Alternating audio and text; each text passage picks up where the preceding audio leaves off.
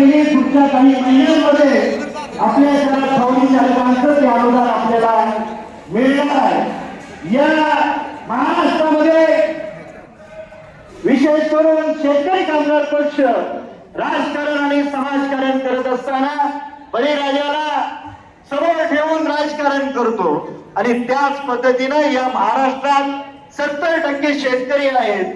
त्या शेतकऱ्यांनी घेतलेली कर्ज आहेत, ती कर्जमाफी सरसकट व्हावी याच्यासाठी मागणी केली आणि आता मार्च एंड अखेर येतोय। मार्च अखेरला इयर एंडिंगला खासगी बँका करायला लावतात आणि ती कर्ज भरण्यासाठी शेतकऱ्यांना त्रास दिला जातो। तो त्रास होऊ नये अशा पद्धतीची आपण मागणी केली। या भागामध्ये डाळिंब गेल्यानंतर आज इथला शेतकरी कष्टकरी वर्ग हा दूध व्यवसायाकडे वळलेला आहे। तुम्हाला सांगायला आनंद होतो कारण तुम्ही कष्ट करताय।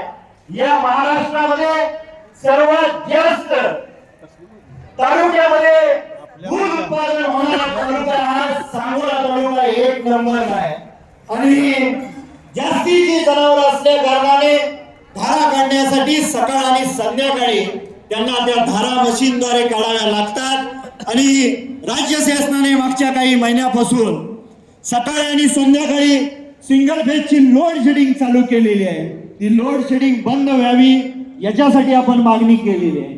त्याचबरोबर टेंबू आणि म्हैसाळची जी योजना आहे त्या योजनेचं वंचित क्षेत्र हे अजून समावेश व्हायचा आहे आणि त्याच्यासाठी लागणारा निधी लवकरात लवकर शासनाने उपलब्ध करून द्यावा ही मागणी आपण केली आणि सन्माननीय मुख्यमंत्री साहेब आणि सन्माननीय जलसंपदा मंत्री विखे पाटील साहेबांनी 70 कोटी टेंबू योजनेला मंजूर केलेल्या मागच्या 18 दिवसामध्ये।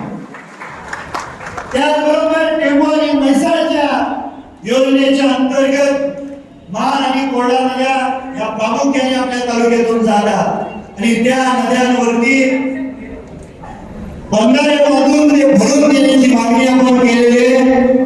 सन्माननीय जलसंपदा मंत्री विखे पाटील